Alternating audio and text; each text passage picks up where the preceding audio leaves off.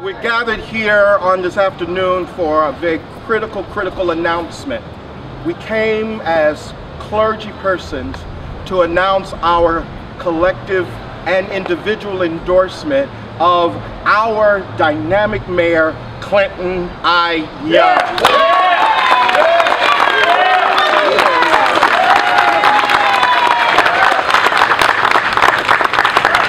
My brothers and sisters, this is a critical time in the life of our nation. This is a critical time in the life of our city. And there are some things that are happening nationwide that are instructive for us here in Mount Vernon. If we look at what's happening nationwide, we find that forces that cause this country to virtually fall off the economic cliff, who dug us into a ditch over 8 years, then have looked at our current president and said, in 2.5 years, you have not gotten us out of a ditch. Well, if you started in a 12-foot ditch and you've made 6 feet of progress, you may still be in a ditch, but you are certainly not where you used to be. We need to also recognize that every one of the issues that Mount Vernon is facing were inherited by this mayor. These problems that Mount Vernon is facing did not occur overnight.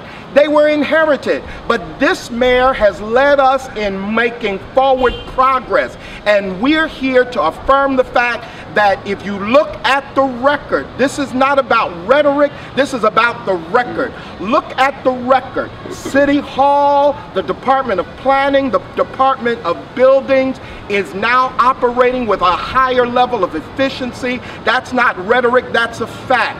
You look at the crime statistics. Crime statistics are going down. That's not rhetoric, that's a fact. This mayor worked with us as clergy persons to come together to deal with a summit against violence, to organize the peacekeepers of Mount Vernon, to bring brothers out on the streets, to mobilize, to interact with our young men, and has instituted a program to get guns off of the street. This is the kind of visionary leadership that we have found in Mayor Franklyn Young. We cannot stop now. The other issue is that it is just amazing to me how some people have such amnesia about where we used to be. But it's amazing to me. But here's the thing. This is not new. This is as old as the ancient nation of Israel. Because after they got out of Egypt, then there were murmurers and complainers. God was taking them to the promised land, but there were those who were complaining, saying, hey, it wasn't so bad back there in Egypt. Slavery wasn't all that bad. But wait a minute, you were complaining about what things were like back then. And when God brings you out of something, you surely don't want to go back into the same thing that God brought you out of. God never works miracles for anybody going back into Egypt, and Mount Vernon will not go back into an Egypt mentality. And then finally, I just need to say, on the national level, it is so clear that there are negative people who will not support the leadership of this president as he's trying to get us out of the ditch. They say no to everything. We can't afford it. No, no, no. And then they turn around and say, well, look how bad things are. He's not doing anything. Same thing is happening in Mount Vernon. There are people who have never provided leadership on anything positive. All they have done is said no, no, no, no. And now they want to be rewarded to be a leader. You never reward negativity. It is easy to be a part of the destruction and demolition team. It takes visionaries and it takes people of positive energy to move things forward and to build a better tomorrow. My brothers and sisters, our tomorrow, our future is brighter as we put our trust in our leader, Mayor Franklyn Young.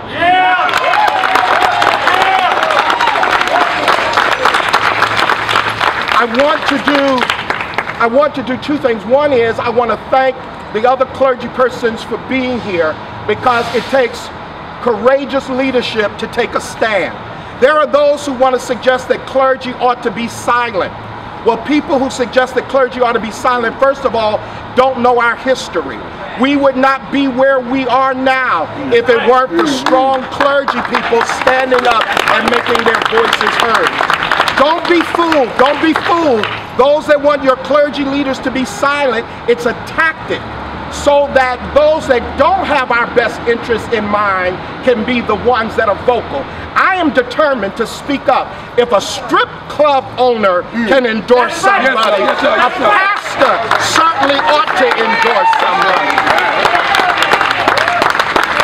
The second thing I want to do is I just want to say to these clergy persons, thank you for understanding. There is a difference between a local church with a 501c3 endorsing and an individual endorsing. We as pastors do not lose our First Amendment rights when we become ordained.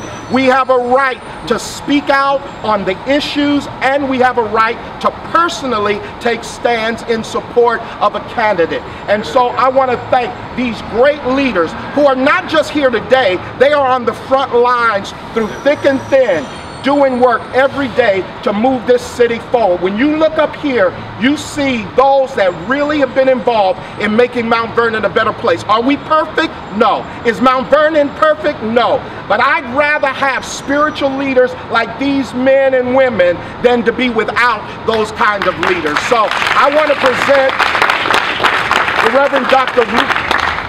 W. Franklyn Richardson, the pastor of the Grace Baptist Church, the President Emeritus of the United Black Clergy, the Chairman of the National Action Network, and a tremendous voice worldwide for social justice. Dr. Richardson. Thank you.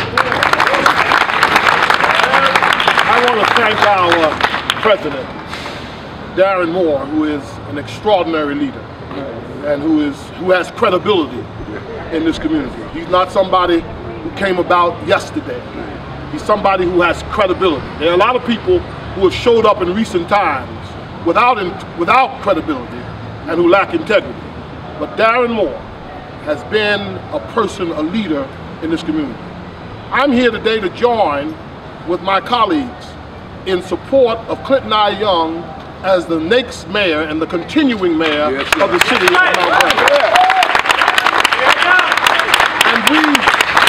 And we do not support him out of popularity, but we support him out of the best interests of this city.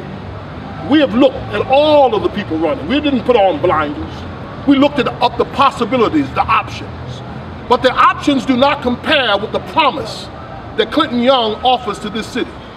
Anybody who comes after him today will have to reorganize and begin again.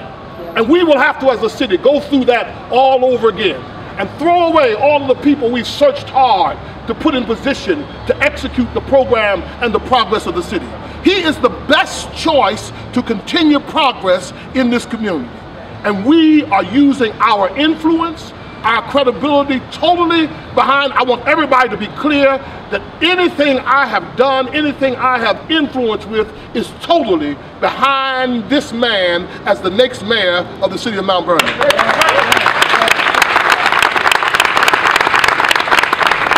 I believe that Clinton Young loves Mount Vernon. I believe that Clinton Young is competent. I believe he has energy, and that's what we need. And he has a record of leadership. Evaluate the other candidates on the basis of that criteria, and you must conclude that the only person who is ready at this hour with energy, time, competence, love for the city, credibility, and experience is Clinton Young. And that's why we're here, and we put our integrity and credibility on the line, because we believe he's the best choice as the next mayor of this city. God bless you.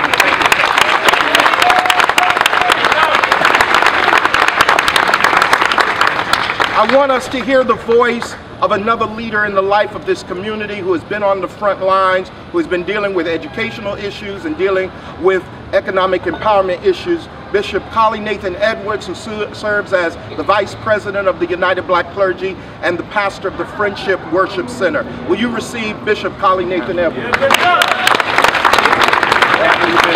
Thank you to my president and to my president emeritus. I am so elated and happy to be here today in this public square as a citizen of this community to say to you, I wholeheartedly endorse the continuation of a man who have given his life to this community for the betterment and improvement of the citizens of this community. I have worked with him close these past 3.5 years to see how this man have lifted our community, not just in Mount Vernon, but the state of New York and the county of this state, Westchester, view Mount Vernon now as a place that we can do business with because we have a man who governs our city with integrity. And that's very important.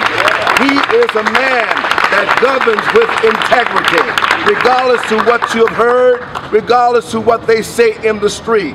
I don't need a man that show up at every birthday party, that show up at every event. I need a man that will sit behind that desk and do things that will improve the quality of life of our citizens. And I want you to know,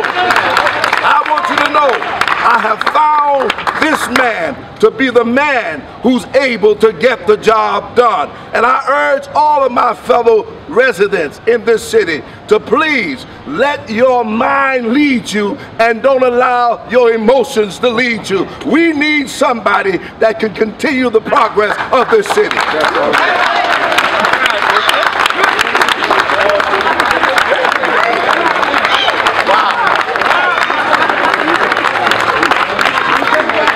If I didn't have a church membership, I would join his church.